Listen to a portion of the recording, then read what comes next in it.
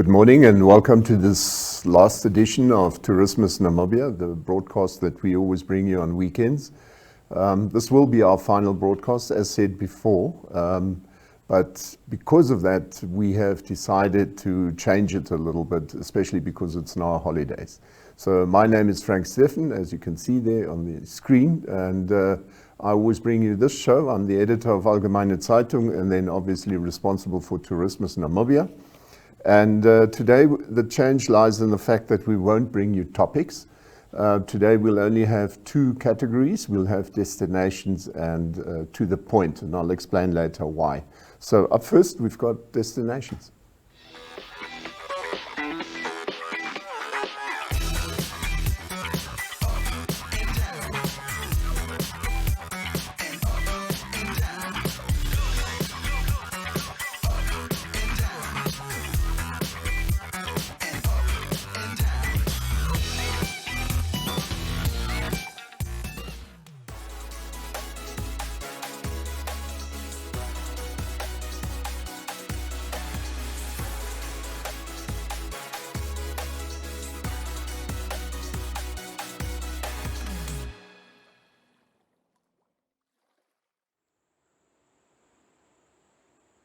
The first thing that we do is Michelle Navati says, she's our colleague down at the coast. She sent us this contribution about ice and spice.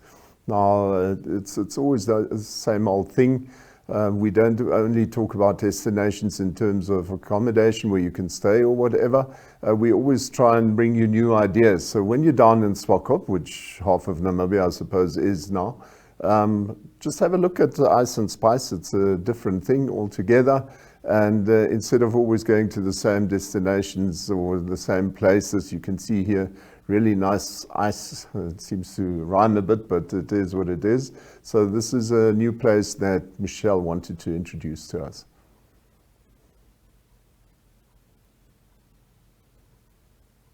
Today I am seated with Paul Stroh, who is one of the owners of Ice and Spice, based here in Swakopmund. How are you, Paul? I'm fine, and you? I'm good. So Paul, can you tell us a bit of history about Ice and Spice? Ice and Spice is established in 2014 by Fred in Liesel. And me and my wife took over Ice and Spice in 2016. Okay.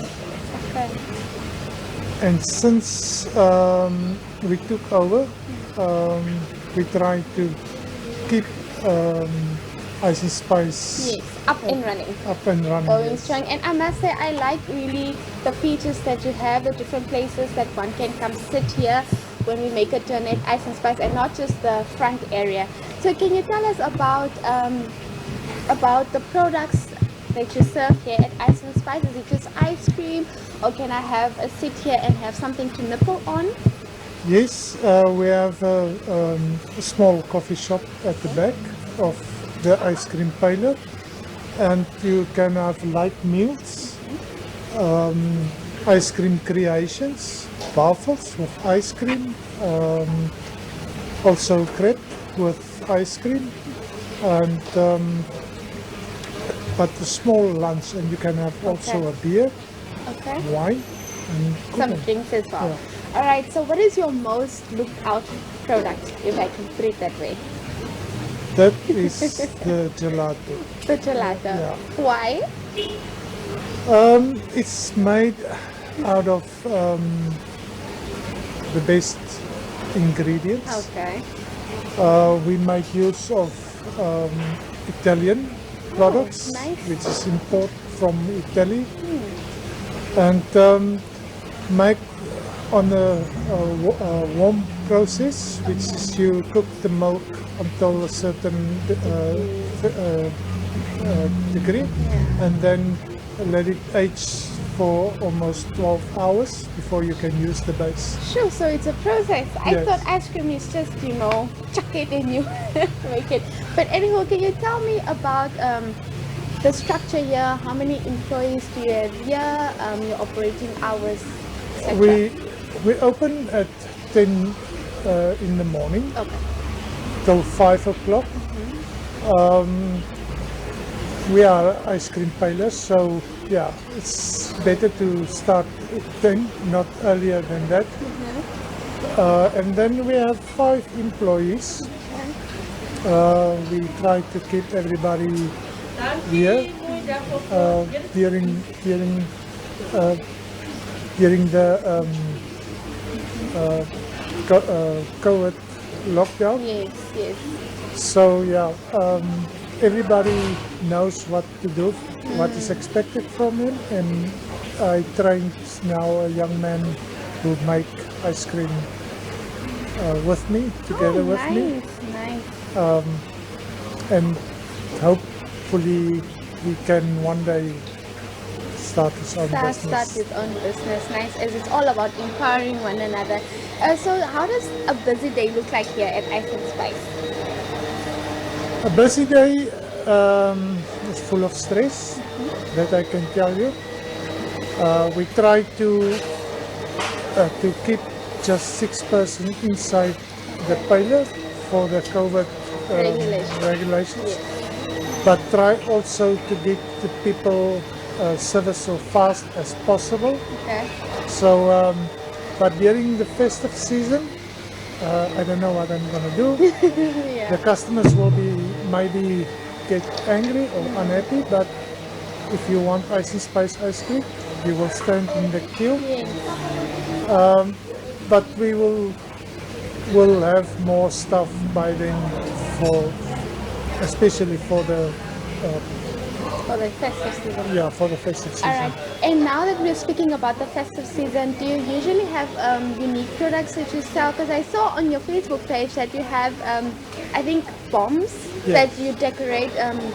According to the theme. Do you make that with the festive season to Christmas, for the Christmas period? So do you make that yourself as well?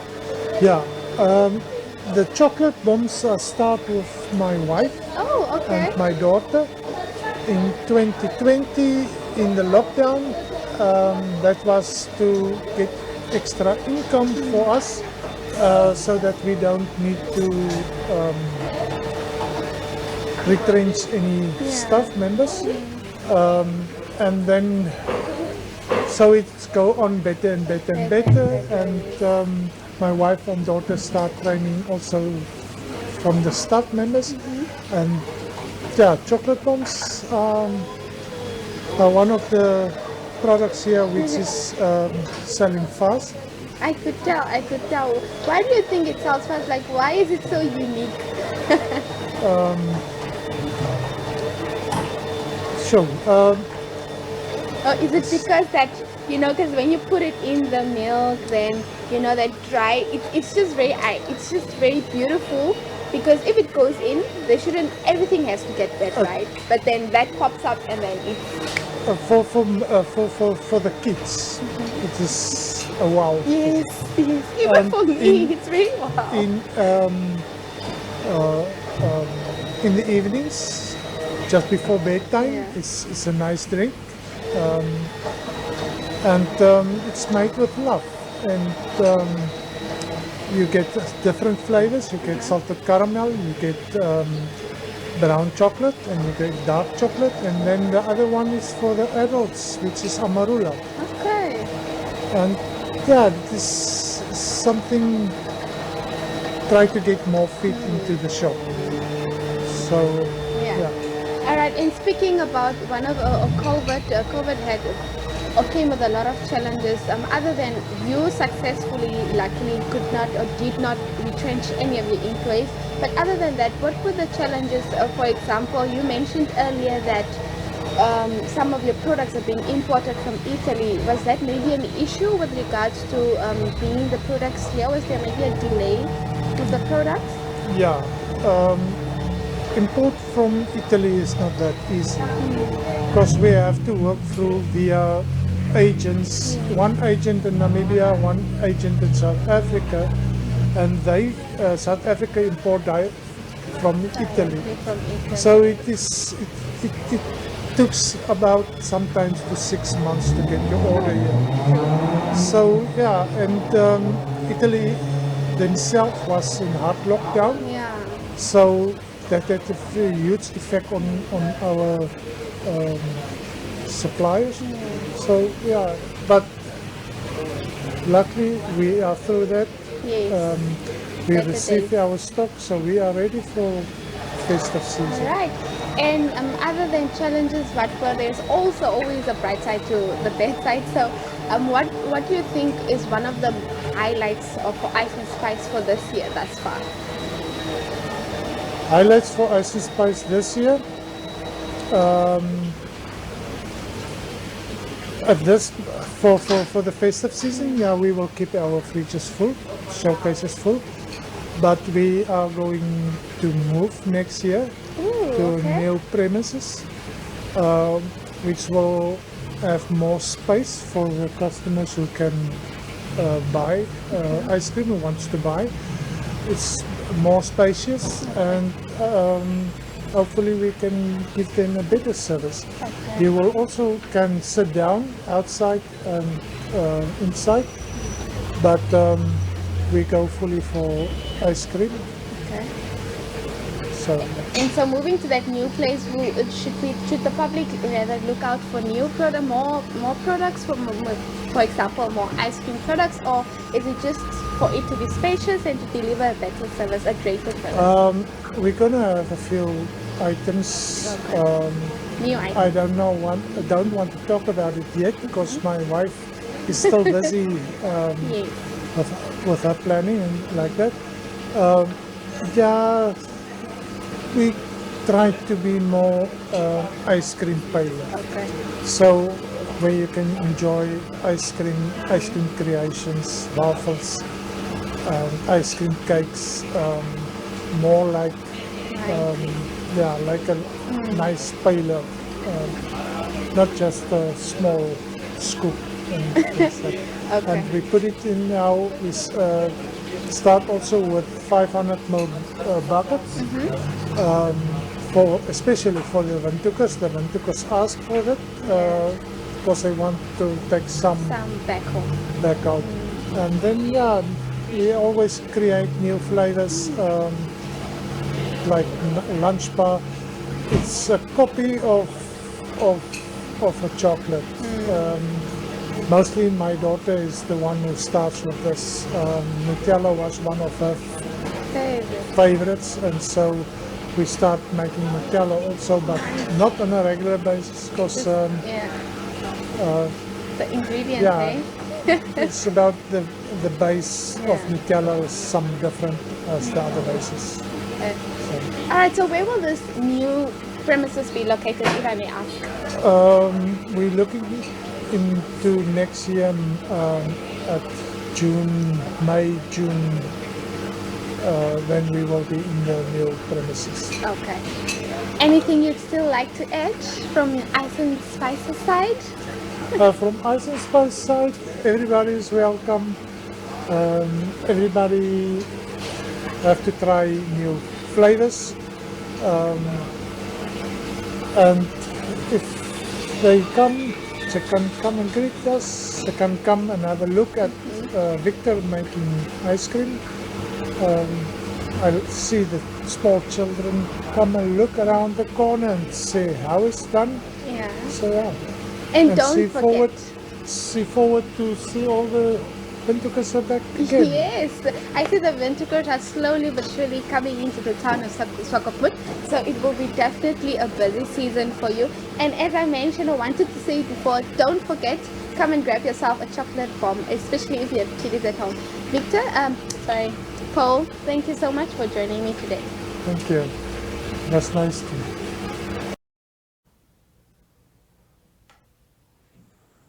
Right, so next time you go to Swakopmund, you make a turn at Ice and Spice. Up next, we've got Made in Namibia. Raymond Spall was introduced there. It's basically just next door to where we've just been with Ice and Spice. Clearly this is all about Namibian products that are sold locally and hopefully even exported.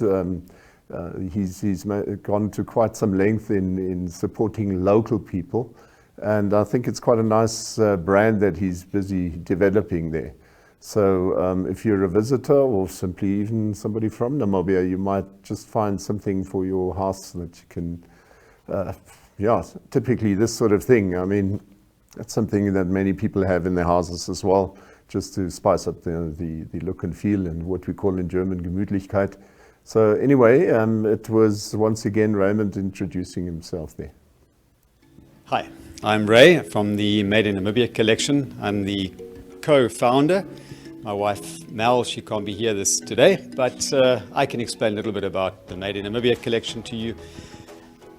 6.5 years ago, roughly, my wife and I were traveling to see a lot of customers which we had in the wholesale industry, in the hospitality and tourism industry, and that was up in the Caprivi.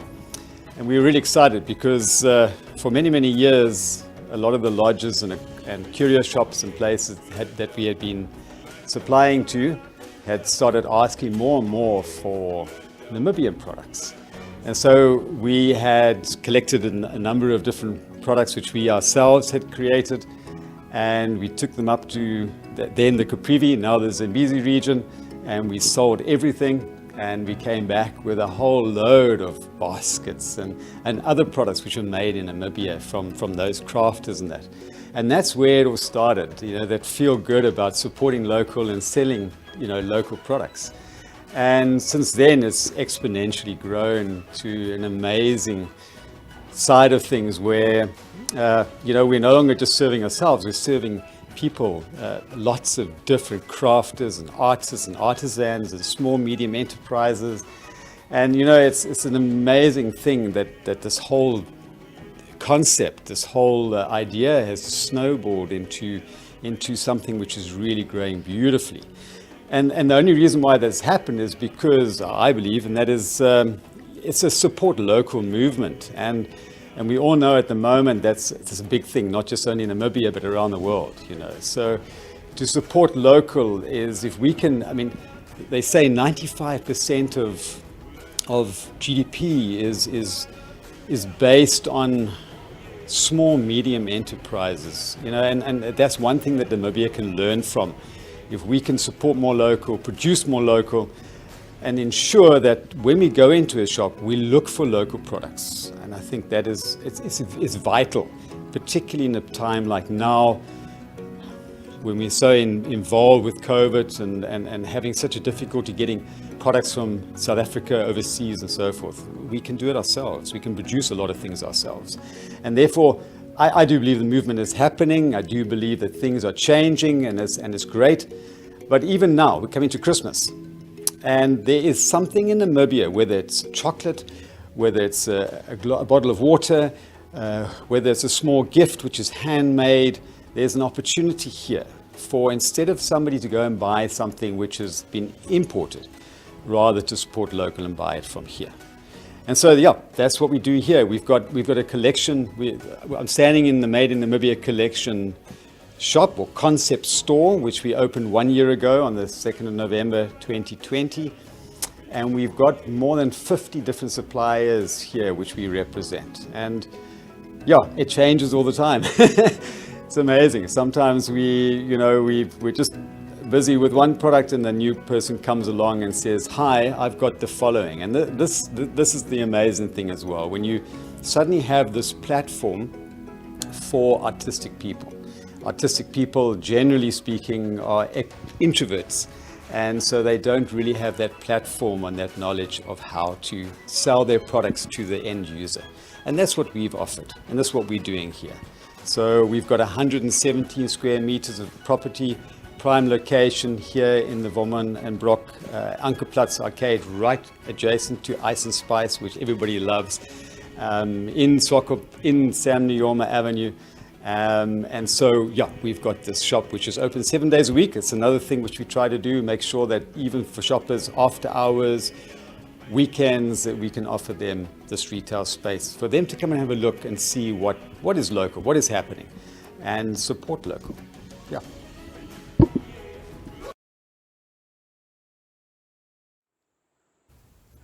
Yeah, it's actually quite funny sometimes how we make these little mistakes without thinking. It was a bit funny to see that he's standing right in front of a door that says no entry, but tells us to please come. So, but anyway, that's just my cynical old humor there.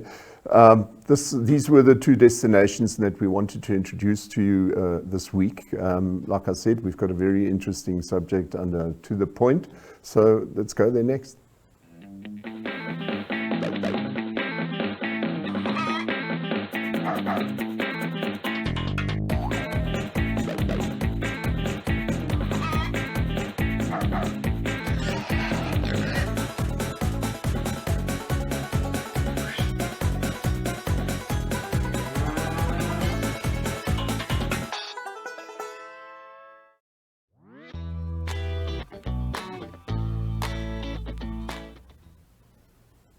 Right, To The Point, a bit different this week.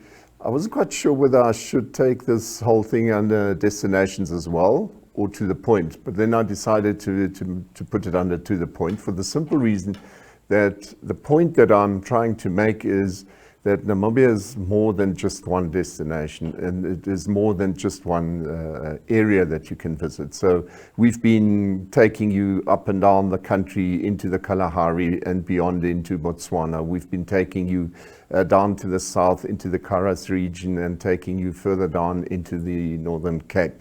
And so each time we visit these different areas, even up in the Kaoka land, we tell you about the different ideas that you can try and explore on your own and possibly go beyond the Namibian border into the south of Angola. And we've even introduced the 4O regions to you. So we've been everywhere with you over the years now. But funny enough, we never looked at the Omaheke. We think if we do Otjidonjupa, then we automatically have done what needs to be done. We stop at Okakarara, we go beyond, but this time I did it different. I took the route from Windhoek to Gobabis. Now this is not just an interesting route for people coming from overseas or from South Africa. It is also for locals, because we seem to think we always need to go to Damra land or wherever. If we go on a 4x4 trip, we go to Kaoka land or wherever we go. So this time I said, no man, why not do it different? And for the South African visitor, this should be interesting as well. So what I'm saying is, when you come from South Africa, instead of just following the tar road, which at times can be quite boring as you go up to Kaza or up to the Caprivi, call it the Zambezi region today. So instead of just always going up there, I said, drive to Gobabis, and instead of, if you were a South African visiting and coming to Windhoek and then going all the way around back to the north, I say, stop at Gobabis and turn right and go up to Drimiopsis, which you can see here is the red spot. And then from Drimiopsis, you would technically then go, if you look at the next map, you will go past Harnas. Now here, this is a Google photo. So Drimiopsis is there at the bottom. You turn right at Drimiopsis, just before Drimiopsis, in fact. And then you turn right and go towards Harnas. That's what we did. And so whether you go to Harnas or you go to other places, technically what it was all about is we wanted to take you as far east as possible, taking you up to Bushmanland or Carden Park. So we stopped at Harnas. We were invited to stay for a night. This was obviously a recce trip, so it's not, I would say the whole trip ideally should be at least 5 days. We simply went there for the night, spoke to the people, made photos, and obviously tried to introduce this place to you. Harnas obviously well known because that's where the lions are kept, but not only lions. There's so many animals kept there. We had that accommodation to our disposal, and this was the camping site, just to give you an idea. This is typically Harnas, obviously looking after animals that have been abused or were born under difficult circumstances, released from zoos and whatever. So Harnas obviously very well known, volunteers going there, enjoying their stay and helping out. This donkey I got to know as well, Maya, she's all around there, and when she runs around, the cheetahs obviously want to start hunting.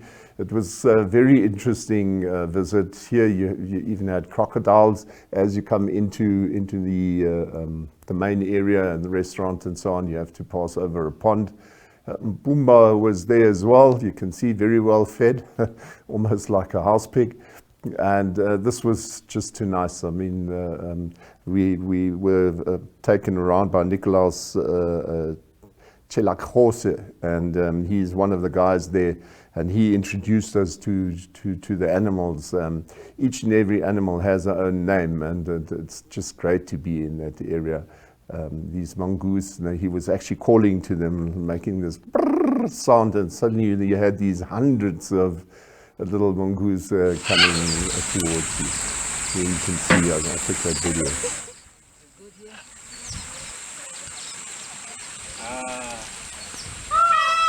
And it's just unreal. You can't, video can't take that all up. But they were really, it was literally a huge crowd, and they normally call these animals. These ones were getting frustrated because he didn't give them food, so they started untying his laces and whatever. But you can clearly see they're very, very tame, and it just started off with a few, and then obviously they became more and more, and now gradually you see that the wild ones are joining in the fun as well. Look at the cat, she's totally at ease with these animals. And that's the funny thing, wherever you go on that farm, you have these animals all over the show, and they're being looked after. Some of them have come from very, very bad background, and obviously they're helping them. This cheetah was very keen to go after the donkey. Sasa. So Sasa has got this short tail, which was beaten off by the mongoose. Because when they were young, they used to play with the mongoose. So we are not sure if it was really playing or if they actually targeted to beat off the tail. Marking his territory.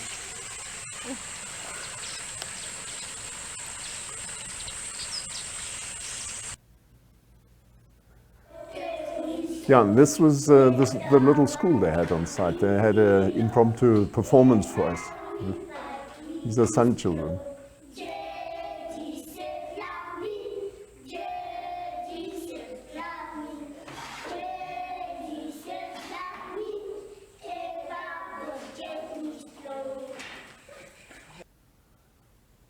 They sang for us, and so it was very interesting. Harness was really something to behold, and if you ever can make a plan to stop there, even if you only go there for the day or for a weekend, whatever. It's definitely worth going there. But like I said, our idea was obviously to go beyond and follow the eastern side of the country. There you see the border of Namibia to Botswana. And we stuck as far east as we could.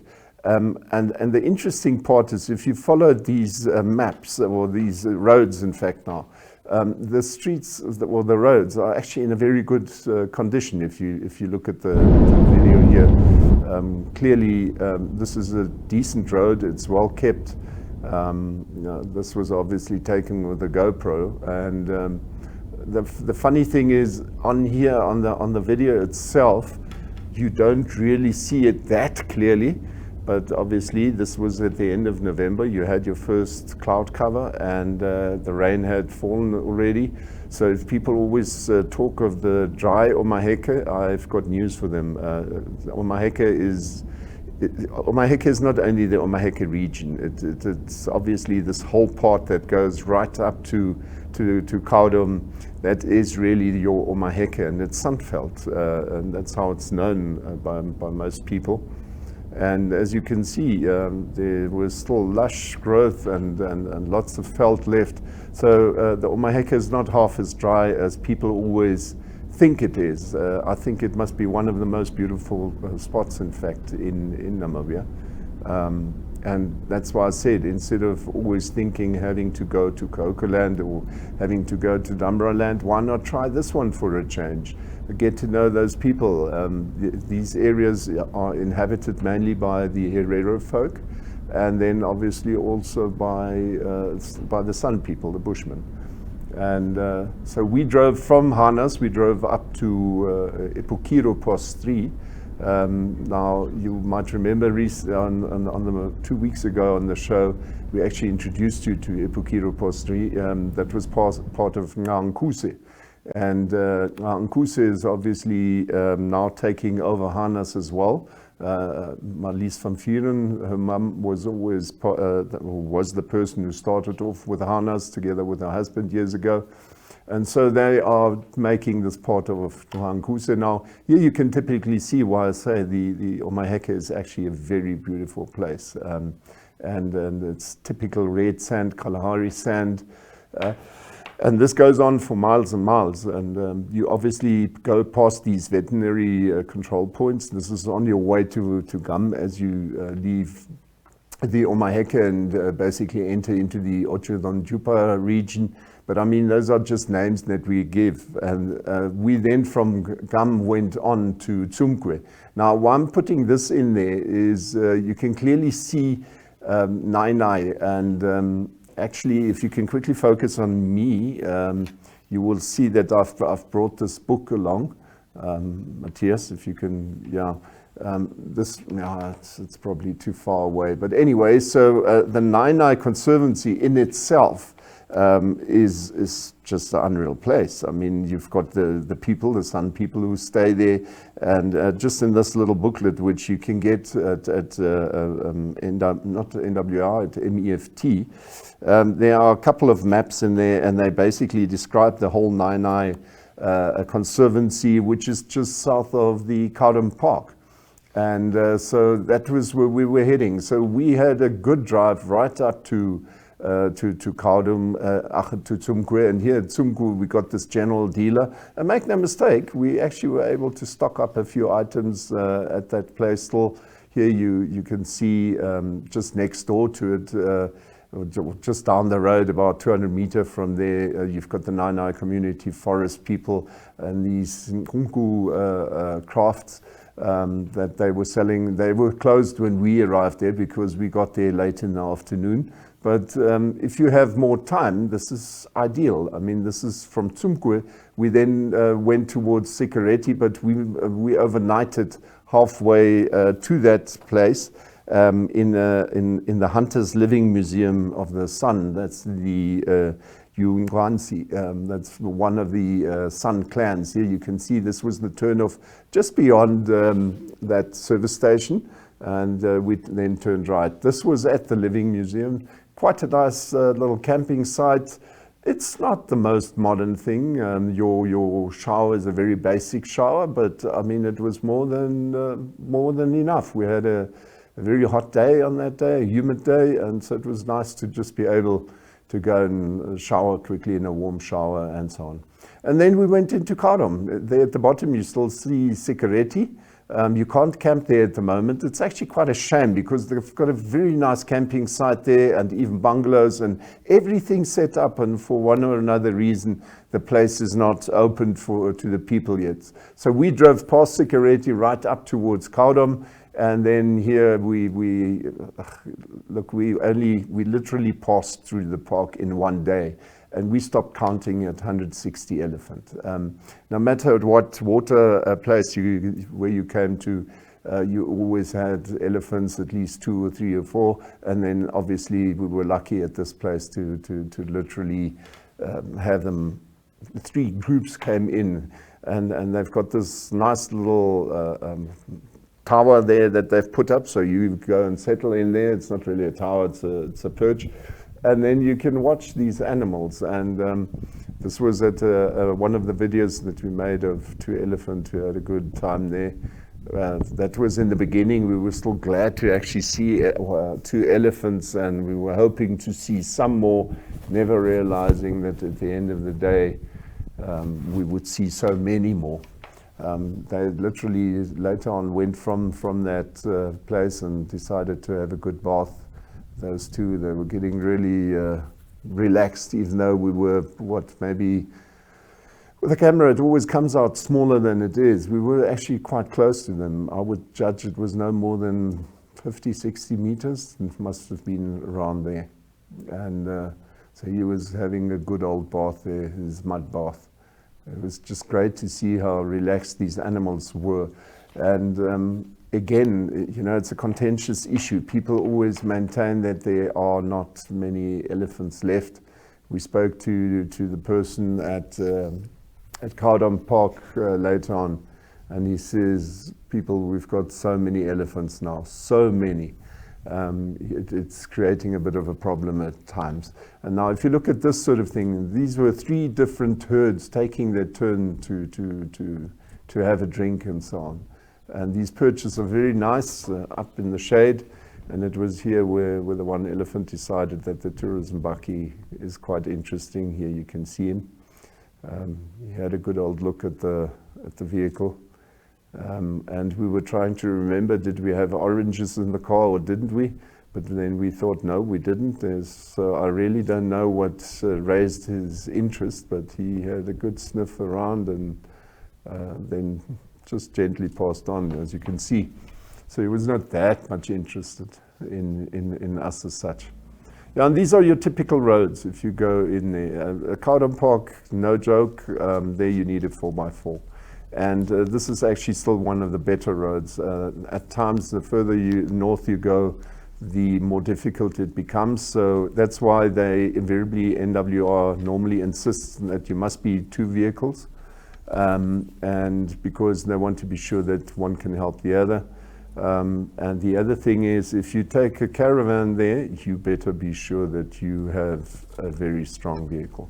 Because, like I said, this sand here is just the start of things to come. At times, we had to take out all the bells and whistles just to get through with this bakkie. With the tourism bakkie, and so I can tell you, if we would have had a trailer, I'm quite sure we would have gotten stuck once in a while. Anyway, that was Kaudam for you. I mean, you see so many animals there.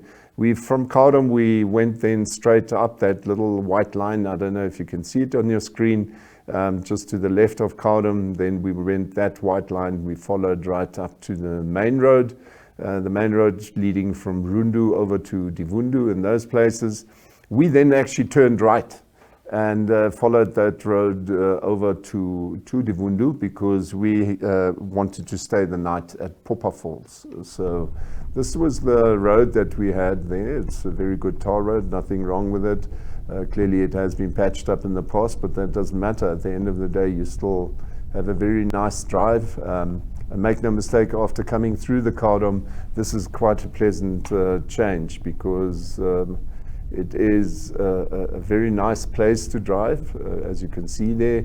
Lots of rosewood and all these wooded areas that we spoke about so often where these Chinese woodfellows took out all these good rosewoods and whatever. This is Popa Falls, obviously. I just included a few photos there. It's an NWR camp. And I was very, very pleasantly surprised. By the way, when you've seen over the past couple of weeks, we had these background videos of the river running. That's where the Okavango comes down past this camp.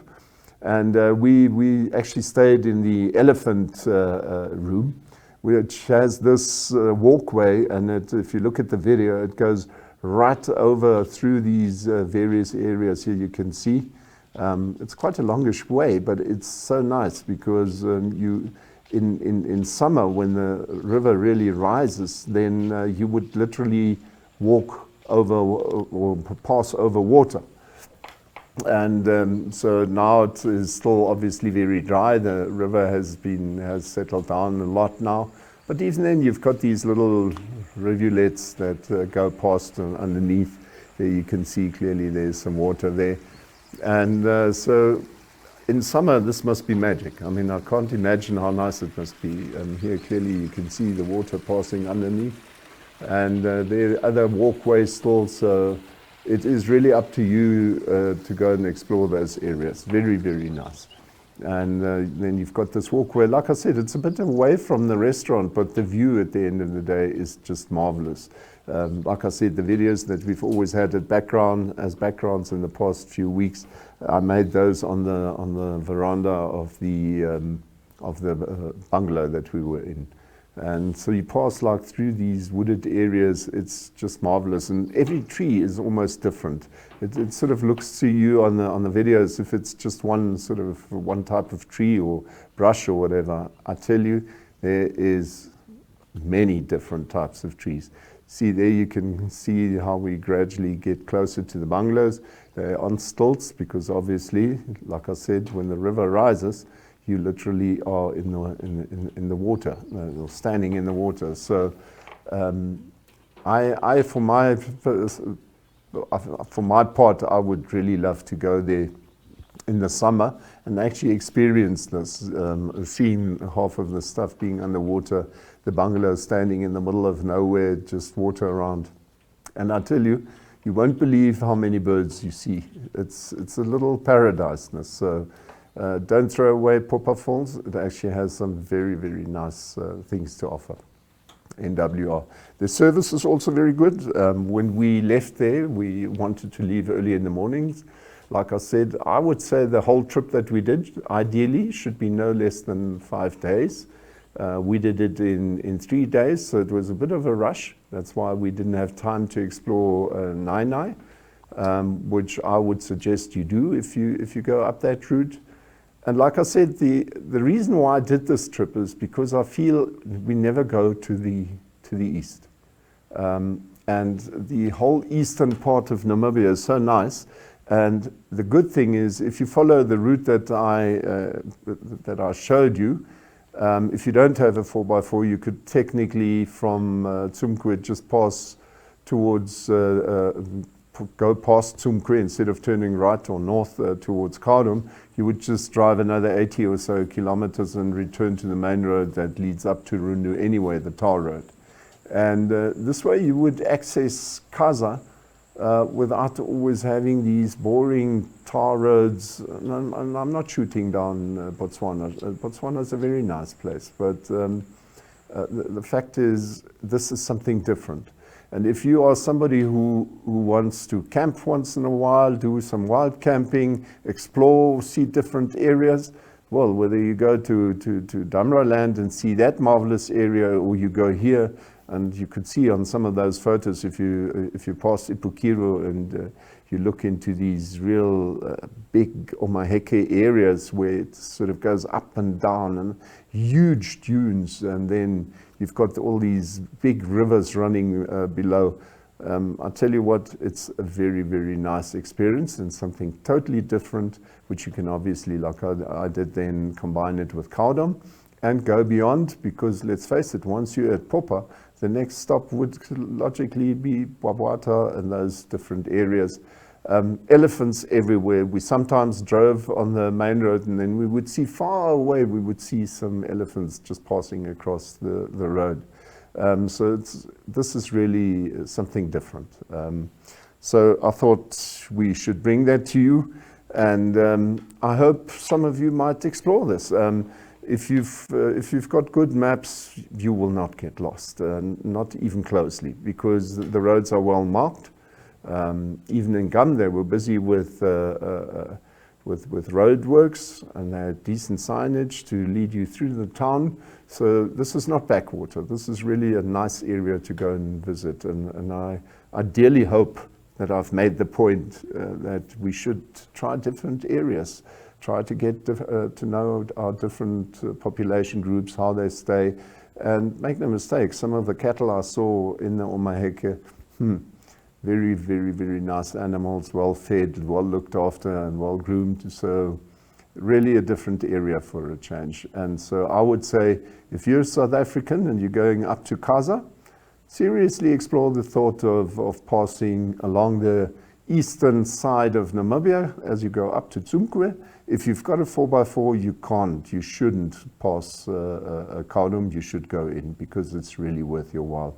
You'll be well rewarded for your effort. It's a bit of 4x4 driving, no doubt there, but it's a very nice area. And as you pass through the top, you will get to know the Kavango people, very nice and friendly folk in that whole area. We've spoken about it before when I've reported about Recon Africa. Anyway, so that's our last idea for this year. This is our last show. Please be aware, we will only start broadcasting again as from the middle of January 2022. So seeing that this is our last show, allow me to wish you a merry festive season and prosperous new year 2022. See you then in another month's time.